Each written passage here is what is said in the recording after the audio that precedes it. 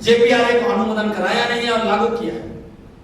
देख लीजिए क्यों ऐसा किया, क्योंकि 2001 में इन्होंने औद्योगिक नीति बनाया बाबूलाल मरांडी जी ने, तो पैसा लागू किए रहते तो ग्राम सभा जमीन देता उनको।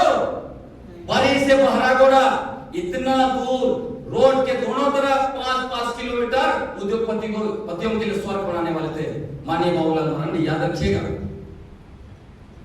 तो ये असाधारण तरीके से लागू किया। नगर पालिका हमें याद रखना चाहिए, जब अंग्रेजों ने हमारे ऊपर टैक्स लादा, हमारे ऊपर ने विरोध किया, आज असाधारण तरीके से नगर पालिका लागू करके होल्डिंग टैक्स दो। अगर थोड़ा जमीन बचा घर के बाद तो उसको रेवेन्यू विभाग को भी टैक्स दो। मतलब सोचिए कि हम कहां से कहां आ गए। उनके वंशज हैं जो लोग टैक्स का विरोध किया और आज हम डबल टैक्स दे रहे हैं अपना जमीन का। जमीन हमारे पूर्वजों ने बनाया, असंवैधानिक रूप से आपने नगर पालिका बनाया, अब नगर पालिका को हम टैक्स दे रहे हैं। बाहर बात, और हमारे नेता लोग बोलता है नगर पालिका के खिलाफ आवाज मत उठा। ये नगर पालिका को विस्तार करेंगे, खूंटी तक ले जाएंगे और तब वहां ग्राम सभा खत्म। जहां नगर पालिका है वहां ग्राम सभा खत्म। तो इसीलिए आपको सावधान होने की जरूरत है। हमको लोग कहते हैं कि आप लोगों को भड़का रहे हैं, आप जो है एक सेटल सिटी को जो है वहां पे अराजकता फैला रहे हैं। मैं ऐसे लोगों को बताना चाहता हूं, आपने सेटल बाबरी मस्जिद को लूट लिया तब आपने अराजकता फैलाया कि नहीं फैलाया? अब जब यूपी का हर एक मस्जिद में मंदिर ढूंढ रहे हैं तो अराजकता फैला रहे कि नहीं फैला रहे? इसलिए याद रखिए, जिस दिन हम आपके घरों में अपने पूर्वजों की जमीन ढूंढेंगे, जिस दिन हम लोग, हम आदिवासी लोग आपके शहर में अपना गांव ढूंढेंगे, जिस दिन हम आदिवासी लोग आपके मंदिर और मस्जिद में आदिवासी जमीन और स्थल ढूंढेंगे, उस दिन क्या होगा? आपका घर, आपका मंदिर, मस्जिद, आपका शहर, वो सब कुछ हमारा होगा, क्योंकि आपने ये सारे आदिवासी की जमीन पर खड़ा किया है असंवैधानिक रूप से, कानूनों को तोड़कर, नियमों को तोड़कर। ऐसा नहीं चल सकता है। अब आदिवासी का कानून जो है, नियम है, उसको आपको रिस्पेक्ट करना पड़ेगा। साथियों, 2-3 बात कहकर खत्म करना चाहता हूं। एक समझना है, कौन रोक रहा है पेशा कानून को लागू होने से? कौन नहीं चाहता है आप पेशा कानून लागू करवाना? मैं आपको बताना चाहता हूं, यहां का बालू माफिया नहीं चाहता है आपको पेशा कानून मिले। क्यों नहीं चाहता है? आपको याद होगा, सरकार ने 7 तारीख के कैबिनेट में बालू माइनिंग नियमावली बना दिया और कह रहे हैं झारखंड से 200 करोड़ रुपया बालू का रॉयल्टी लेंगे।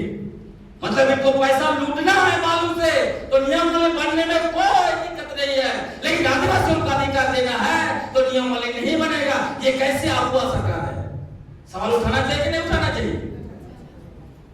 सोचिए, बालू माफिया सारे जगह से कलेक्शन कर करके, ये पॉलिटिकल पार्टियों को, उसमें सारे पार्टियां हैं, भाजपा, कांग्रेस, जेएमएम, कोई भी पॉलिटिकल पार्टी मान लीजिए, सारे लोग बालू माफिया से पैसा ले रहे हैं चुनाव लड़ने के लिए। जमीन माफिया, आपकी जमीन पर सीएनटीएसपीटी कानून बोलता है आपका जमीन गैर आदिवासी नहीं ले सकता है। क्यों इतना सारा जमीन चला गया? कैसे रियल एस्टेट बिजनेस बन रहा है इतना ज्यादा? रांची और बाकी जो भी टाउन डेवलप हो रहा है वहां पर, सोचिए पेशा कानून लागू हो जाएगा तो आप अपना जमीन बेचेंगे, ग्राम सभा से परमिशन लेना पड़ेगा।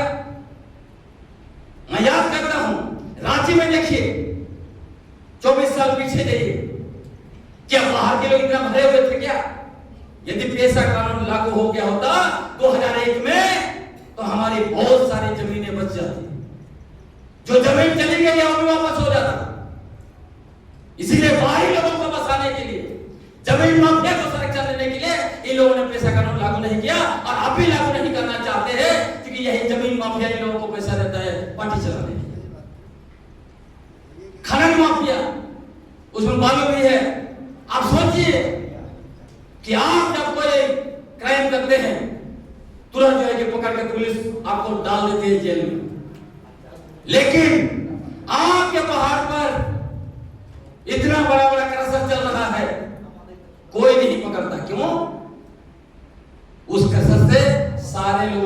हमारे नेताओं को पैसा मिल रहा है साथियों।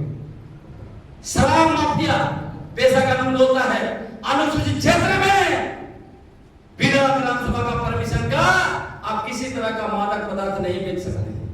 आज आदिवासी समाज को बर्बाद किया जा रहा है, आदिवासियों को दारू पिला पिलाकर। अनुसूचित क्षेत्र में सरकार थर्ड लेवल से जाएगी, शराब बेच रहे दुकान कर रहे। कैसे? जब पैसा कानून लागू है, भले आपने नियमावली नहीं बनाया, लेकिन पैसा कानून 1997 से लागू है, फिर भी कैसे हमारे इलाके में शराब आप बेच रहे हैं? मैंने मंत्री महोदय को कहा, आप कौन सा अधिकार के तहत शराब बेच रहे हैं अनुसूचित क्षेत्र में? एनजीओ जिसके बारे में भाई अजय ने बहुत अच्छी बात कही, एनजीओ माफिया भी नहीं चाहता है कि आपके इलाके में पैसा कानून लागू हो। क्यों नहीं चाहता है? अजय भाई ने बता दिया कि पूरा कहां यूपी का, कहां दिल्ली का, कहां चेन्नई का एनजीओ आके आपका करोड़ों रुपए का प्रोजेक्ट निकाल के आपका पैसा खा रहा है। वो चाहेगा पैसा कानून लागू होना, क्योंकि जैसे ही पैसा कानून लागू होगा उनको अपना प्रोजेक्ट दिखाना पड़ेगा, बजट दिखाना पड़ेगा। इसलिए एनजीओ माफिया भी नहीं चाहता है साथियों। आप सोचिए, ये सारे माफिया, उसके अलावा एक